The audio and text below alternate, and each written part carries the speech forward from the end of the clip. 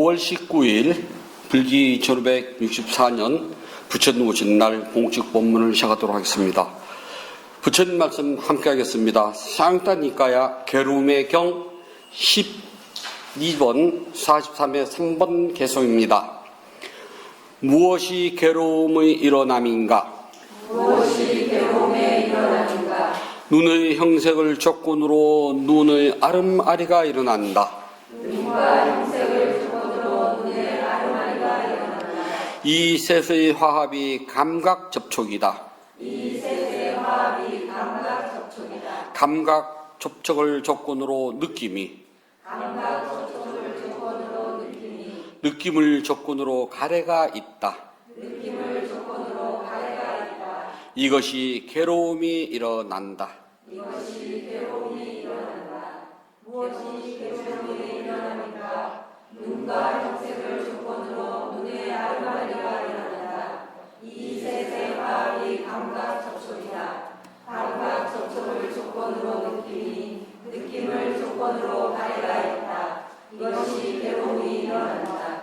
무엇이 괴로움에 일어납니까? 눈과 형색을 조건으로 눈의 아름아리가 일어난다. 이 셋의 화합이 감각 접촉이다. 감각 접촉을 조건으로 느낌이, 느낌을 조건으로 가래가 있다. 이것이 괴로움이 일어난다. 네, 편히 앉으세요. 오늘은 불기 2564년 부처님 오신 날이랍니다.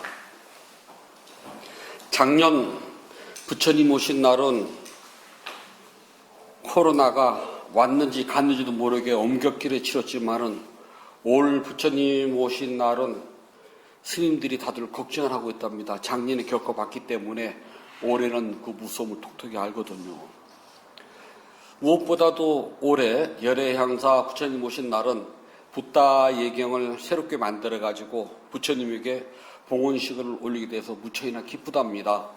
열애향사 붓다 예경을 위해서 기룬 불자 가족이 먼저 가신 아버지 경주 후인 김용균님을 위하여서 먼저 크게 마음을 내었답니다.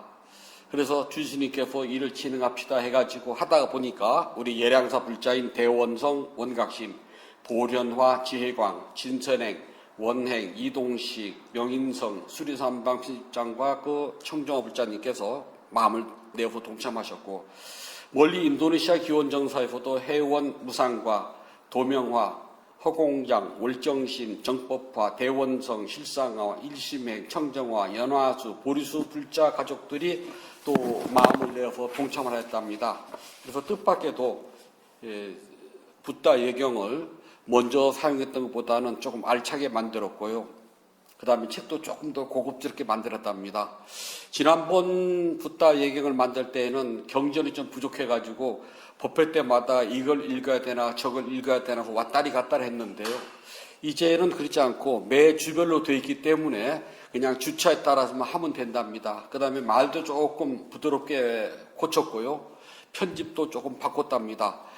수류삼방 편집장 우리 청정화 부자님께서 애를 써주셔가지고 붓다 예경이 아주 고급스럽게 잘 나왔답니다. 저 역시 따라 함께 기뻐하며 이 붓다 예경이 어쩌면 금생에 제 마지막일 수도 있다는 마음을 가지고 만들었답니다. 부족하겠지만은 그래도 법회 때 열심히 있고 또 끝나고 나서는 불자님들이 넉넉히 가져가셔가지고요. 집에서도 늘 읽도록 하십시오. 경전 읽어서 나쁘고 없거든요. 사람은 어떤 일이 생기고요. 절박하고 간절하게 되면 일시적으로 사고 기능이 정지된다 그럽니다. 갑자기 큰일이 닥치면 아무 생각 없어요. 그때 보고 뭐라냐면 머리가 하얘졌다고 그래요. 몽해져가지고 생각이 안 나요. 생각이 안 날 때는 본능이 시키는 대로, 본능이 이끄는 대로 끌려간답니다. 그래서 본능이 이끄는 대로 가기 때문에 내가 무슨 일을 하는지, 무슨 말을 하는지도 몰라요. 예를 들어서 가족 중에 갑자기요, 뜬금없이 큰 사고를 당하거나 아프거나 하면은 평상시에는 그렇게 냉철했던 사람이 한순간 사고 기능이 딱 하니 정지돼 가지고요. 무슨 일을 해야 될지 일의 선후를 잊어버리고요. 이 일을 어떻게 처리해야 될지도 잊어버려요. 그냥 몸이 시키는 대로 움직인답니다. 사람하고 동물하고 틀린 게 뭐냐면요, 동물은 본능에 따라가는데 사람은 이성을 따라가거든요. 그래서 일이 닥칠수록 자신이 어떤 행동을 하는지 최소한의 예의와 염치를 가지고 생각을 하고 움직인답니다.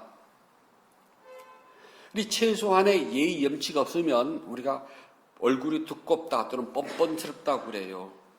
근데 사람들이 막다른 골목에 다다르게 되면은 그 절박함 때문에 사고 기능이 완전히 정지되어 가지고요, 동물하고 똑같답니다.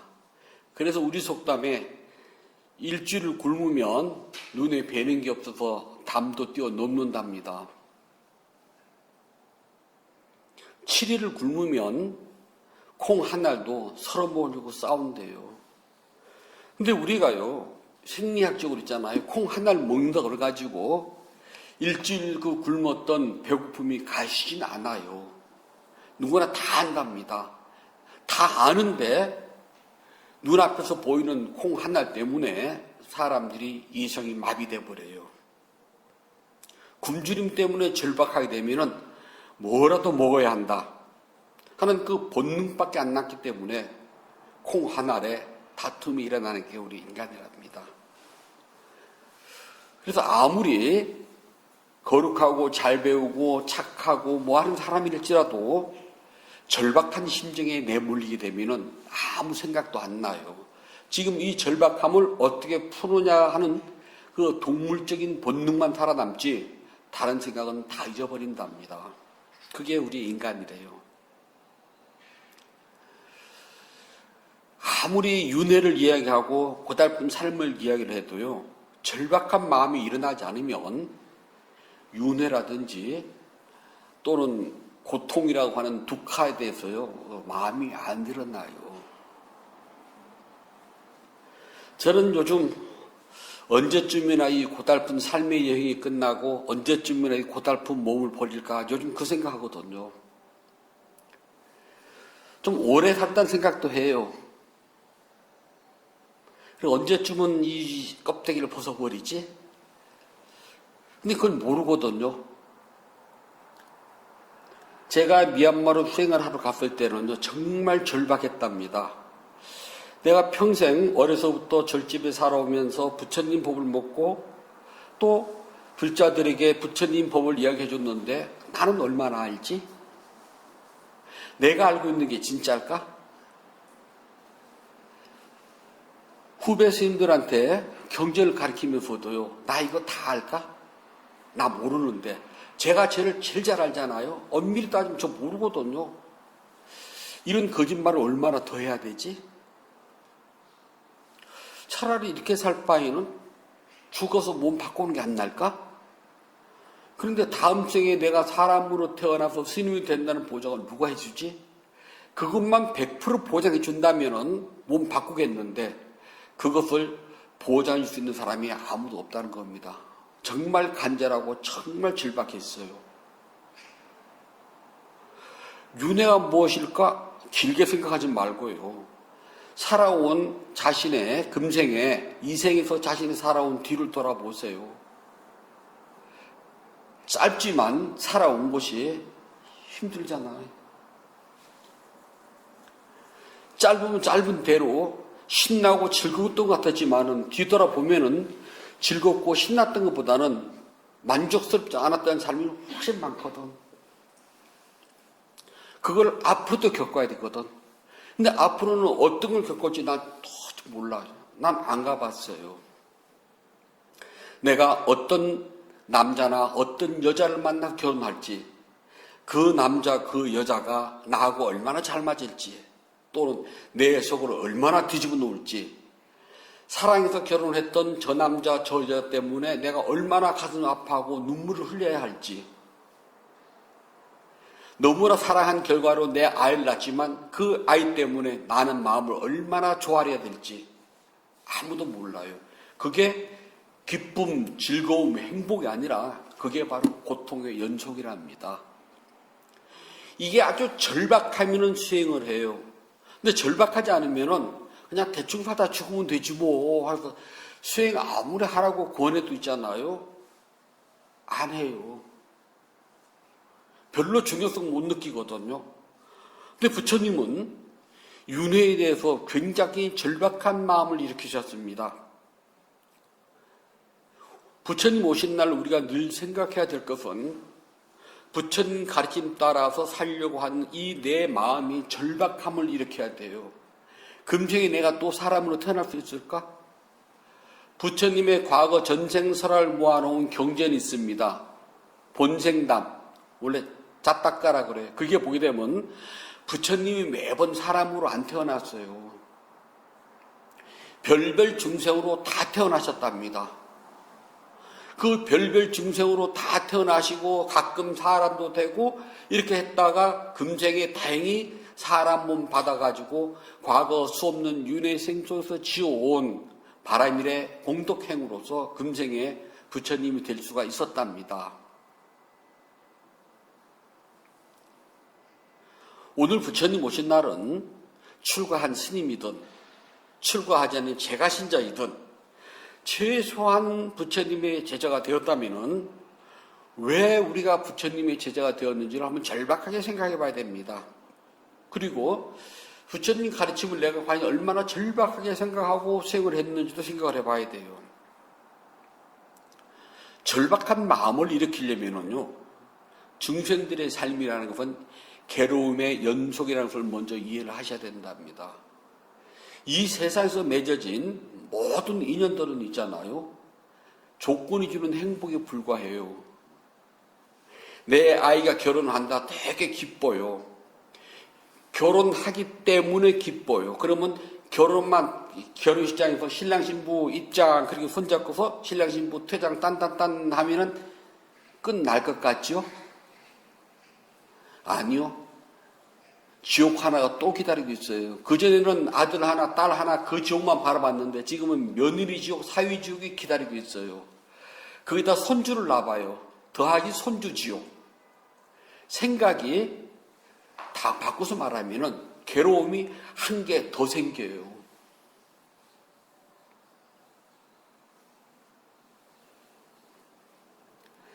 이절 저절 또 돌아다닐 때는요, 초파일이 돼도 저하고는 전혀 상관없어요. 주주스님 걱정이지.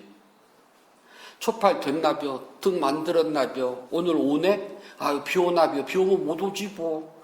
저하고는 상관없어요. 전기를 많이 켰네? 전기세 많이 나오겠지 뭐. 주주가 알아서 할 일. 추워서 보일러를 빵빵 돌렸다? 아이고, 연료비 많이 나오고 있네. 주주스님 기름 사대겠지 뭐. 전혀 걱정이 없었거든요. 지금은 있잖아요. 열의 항상 미터기를 보면 심장이 덜컹덜컹해요. 어이구, 왜 이렇게 가스가 많이 썼대? 가끔 수도기를 열어봅니다. 이번 달은 물이 많이 돌아갔네? 가지고 있으면, 가지고 있는 것만큼 괴로움이 따라 붙습니다. 그래서 우리의 삶은 내가 만족하기 위해서 가지면 가질수록 고통이 곱해집니다.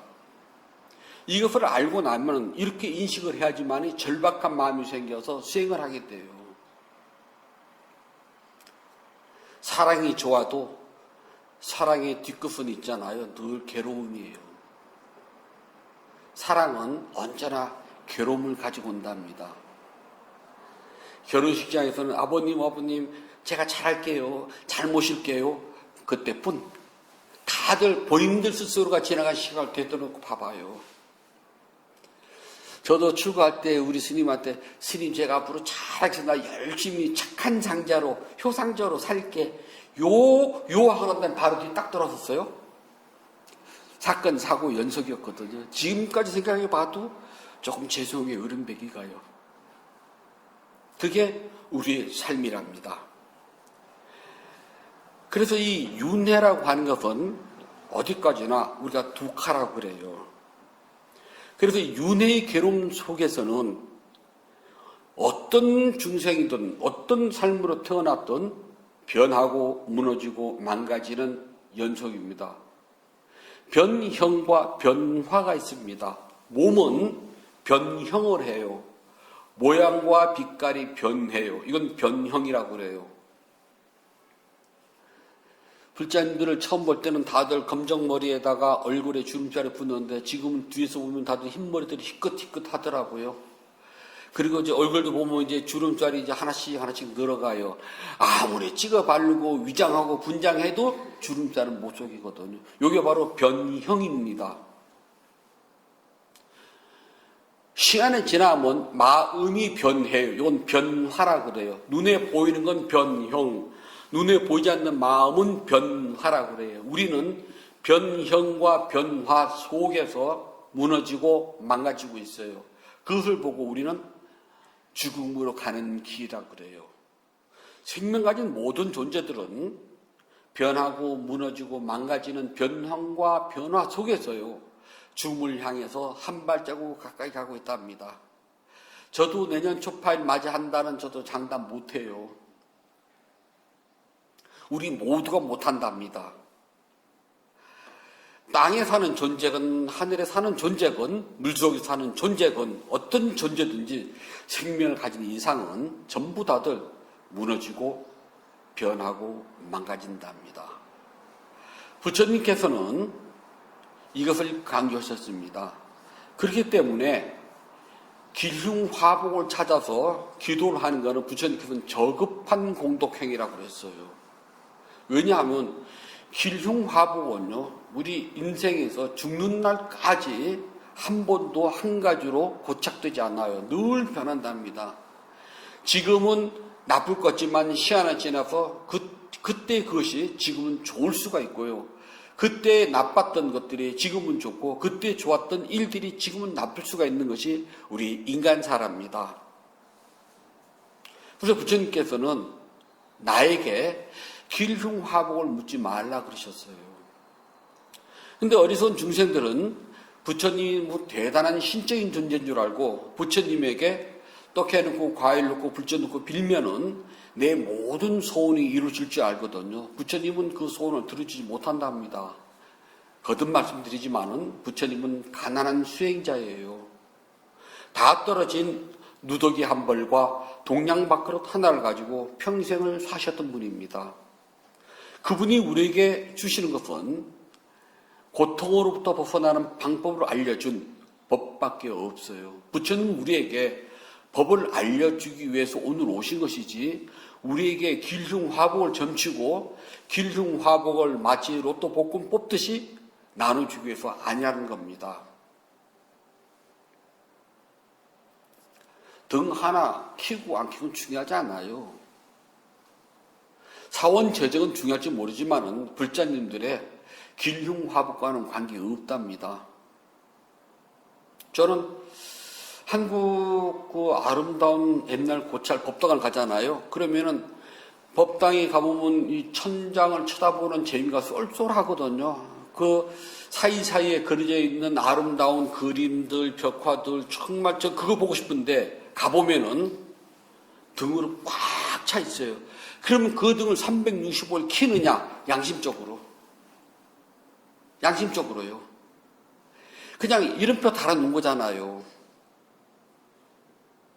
그냥 이름표 달기 위해서 그 아름다운 법당에 정말 우리가 성보문화재라는 이름 속에서 들어간다면 저는 그거 하고 싶은 생각 전혀 없어요. 차라리 없으면 굶을지언정 저는 싹 뜯어버립니다. 그리고 원래 그대로의 아름다운 법당을 누구든지 와서 쳐다보고 신심내고 환심을 내가지고 부처님의 회상이 이렇구나 할 줄 마음을 느껴야지. 그 이름표 빡빡한 등 써붙여 놔가지고 그거 해놨다고 과연 복을 받으면 얼마나 받을까요?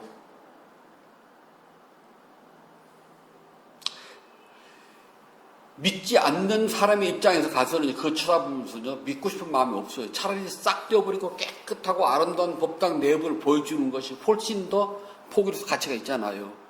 그거 써놓는다 그래가지고 복 받는다면 저는 매일 써놓을게요. 저도 필요한 게 많거든요. 저부터 할게요. 그런 일은 없답니다. 그래서 부처님은 길흉화복에 대해서 말씀하시지 않았어요. 만약에 길흉화복에 빠진다면 그것은 어리석음이라고 부처님께서 잘라 말씀하셨답니다. 부처님께서 이 세상에 오신 뜻은 모든 존재하는 것들은 원인과 결과의 법칙에 의해 가지고서 일어났다가 사라지는 것을 알려주기 위해서 오셨답니다. 그래서 일어남, 싸묻다야, 일어나요. 일어난 것들은 반드시 사라집니다. 말로 백날 을 모르는데 우리가 수행을 하다 보면은 그래서 수행이 중요한 거랍니다. 망상은 나도 모르게 한순간에 푹 하고 일어났다가 나도 모르게 한순간에 푹 사라져요. 그래서 망상도 계속 바꿔가면서 왔다 갔다 해요. 다리가 저리고 아픈 것도 어느 한순간에 푹 하고 아팠다가 시간 되면 가지 말래도 가요. 오라서 오지도 않거니와 가라서 가지도 않아요. 시간 되면 왔다가 시간 되면 가요. 부처님께서는 이것을 말씀해 주셨는데 이 모든 것들이 시간차를 두고 천천히 계획을 해가지고서 지 마음대로 계획적에 따라서 왔다 갔다 하는 것이 아니라 찰나에 일어났다가 찰나에 사라집니다. 그래서 우리가 이걸 보고서 까니까 싸묻다야 그래서 찰나 까니까 찰나에 왔다 찰나에 가요. 무엇인가를 눈, 귀, 코, 혀, 몸, 생각에 이걸 우리가 감각기관이라고 한답니다. 6개의 감각기관에 대상이 와서 접촉하는 순간 생각이 생겨나요. 그러면은 자신이 좋아하고 싫어하는 것에 따라서 분단하고 분별하고 판단하고 인식합니다. 이 과정을 우리는 번뇌라고 그래요. 그러니까 사물을 있는 그대로 보지 못하고 내가 좋아하고 싫어한다는 인식 기준을 갖게 되면은 그때부터 우리는 그것을 보고 뭐라 하느냐? 괴로움, 번뇌라고 그래요. 괴로움은 내가 좋아하고 싫어하는 데서 생기지 좋아하고 싫어하지 않으면 괴로움은 생기질 않나요. 그래서 우리는 있는 그대로 보는 법을 가르친답니다. 소리가 들려오면은 법사 스님 목소리가 아니라 그냥 들림이에요. 꽃 향기가 나면은 좋은 장미꽃 향기가 아니라 그냥 냄새일 뿐이랍니다. 이렇게 받아들인 대상이 있는 그대로 사라지게 되면은 이걸 보고 우리는 무너져 사라진다고 그래요. 즉 흔적도 없이 싹 없어져요. 조건으로 형성된 것들은 반드시 조건 때문에 사라집니다. 그래서 완전히 사라지고 다시 일어나지 않는 것을 보고 우리는 니빠나 법을 보았다라고 이야기를 해요. 그래서 법은 늘 볼 수가 있답니다. 그래서 열심히 부처님 가르치는 대로 수행을 하다 보면은 조건 따라서 순식간에 일어나는 걸 보고 조건 따라서 순식간에 사라지는 것도 보게 된답니다. 조건 따라 일어나는 것을 보고 조건 따라 사라지는 것을 보게 될 때 우리는 니빠나를 성취했다고 이야기하고 바로 이것이 오늘 부처님 오신 날을 축하하는 의미이기도 하답니다. 우리가 부처님 오신 날을 축하하고 특별히 더 기억을 하는 것은 윤회의 괴로움을 싫어하고 진정한 행복을 찾기 위해서랍니다. 어렸을 때는 부처님 오신 날 초팔이 되면은요, 보통 한 달 전서부터 있잖아요. 괜히 좀 흥분도 되고 기분이 업돼요. 왜냐하면은 일단 먹을 게 지천이 깔리거든요. 늘 배고팠다가 부처님 오실 때쯤 요 행사쯤 되면은 온 절집 도량이 있잖아요. 먹을 것을 장만하러 몇 날 며칠 전서부터 바빠요. 그리고 하다못해 떡고물이라도 생기거든요. 그리고 그 고요한 척척 산중 절집이 한 일주일 전서부터는 사람이 발속 들린답니다. 그때는 시골 할매들이 며칠 전서부터 절에 와서 먹고 자면서 허들도 도와주면서 초파일을 치르고 뒷정리도 해주고 갔기 때문에 초파일 전후 한 일주일 동안은 늘 절이 시끌시끌 사람 사는 것 같아요. 그래서 그들이 쫙 빠져나가면 다시 정막 강산이 된답니다. 근데 요새는 있잖아요. 초파일이 됐다 그래가지고서 특별히 그냥 덤덤해요. 이유가 뭐냐면은 부처님이 어렸을 때는 저 높은 데 계시는 신적인 존재, 부처님, 감춰두는 분은. 그런데 지금은 부처님은 늘 제 옆에 계시는 스승님, 제가 언제든지 법에 대한 궁금함이 있고 법에 대한 의심이 있으면 여쭤볼 수 있는 분, 제가 지치고 힘들 때 스승님에게 가서 나의 요즘 지치고 힘든 마음이 이렇습니다라고 친절하게도 그분이 나에게 가르침을 줄 수 있는 분, 그냥 늘 제 옆에 있는 분, 어쩌다 한 번 보는 사람이 아니라 부모와 자식을 그리워하고 좋아하는 이유가요, 어쩌다 한 번 보기 때문에 그렇답니다. 늘 옆에서 자식을 보면요, 가끔 가다는 아이고 저 왜 넌 나가지도 않니? 그 말 하거든. 넌 나가서 친구도 만나게 해라. 넌 맨날 집에서만 있냐? 귀찮은 존재가 돼요. 그러다가 결혼을 해가지고 뚝 떨어져 살면은요, 보고 싶은 존재가 된답니다. 부처님이 늘 제 옆에 계시는 스승님이라면은 특별히 보고 싶은 존재가 아니에요. 언제든 볼 수가 있기 때문에. 그리고 그분에게 언제든지 법을 들 수가 있기 때문에. 그러나 만약에 제 마음속에 부처님이 늘 함께하지 않고 저만큼 뚝 떨어져 있다면 초파일은 특별한 날이 됩니다. 아, 오늘은 우리 아들 부부가 휴가가 돼가지고 손주들하고 내려오는 날에, 그럼 괜히 부모님 마음은 들떠가지고 기쁘거든요. 방청포도 하고 아이들 좋아하는 음식도 장만하고 그럴 겁니다. 그럼 늘 함께 한다면은 그럴 일이 없어요. 늘 먹던 밥에 숟가락 얹으면 되거든요. 부처님 오신 날은 불자들에게는 늘 먹던 밥에 숟가락 하나 얹어 놓듯이 함께하는, 같은 집에 사는 부모님과 같고 형제와 같아야 된답니다. 그러기 위해서는 부처님께서 우리에게 가르쳐 주시는 것에 대해서 늘 생각하셔야 됩니다. 그중 첫 번째는 뭐냐면 괴로움에 대해서 절박한 마음을 내십시오.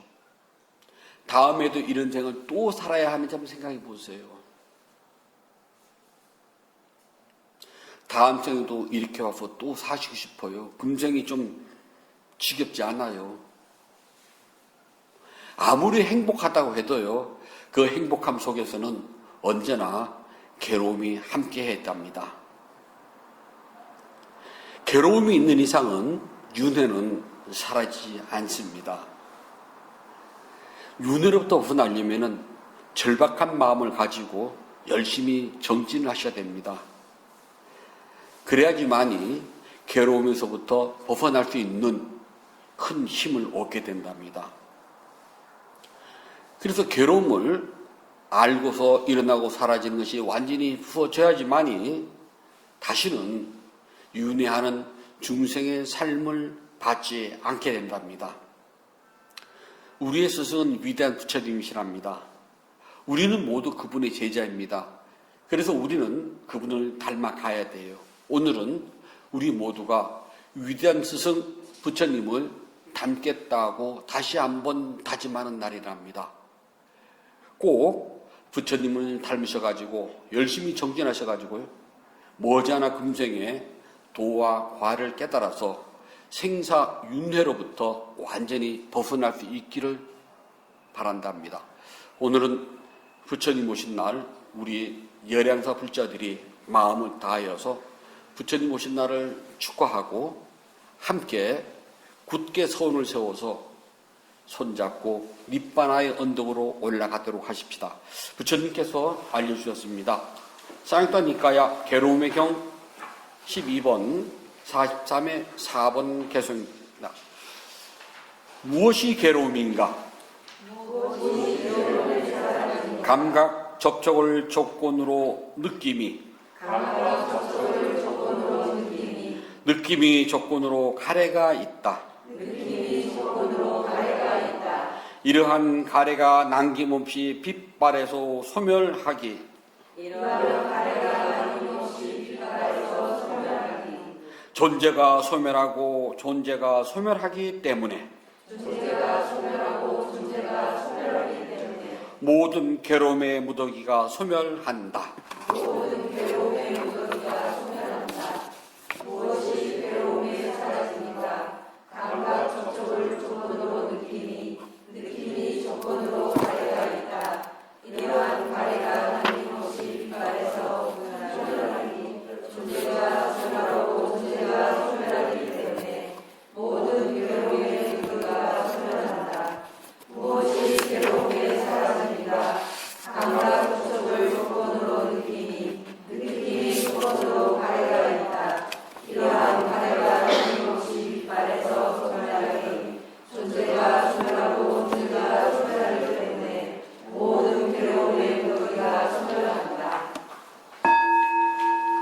부처님 오신 날 공책 본문을 마치도록 하겠습니다.